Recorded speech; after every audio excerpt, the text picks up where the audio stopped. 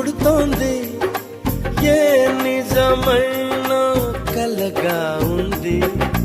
విసుగేతో కలిగింది, దిగులేతో పెరిగింది, అసలేతో జరిగింది, మతి కాస్త పోయింది.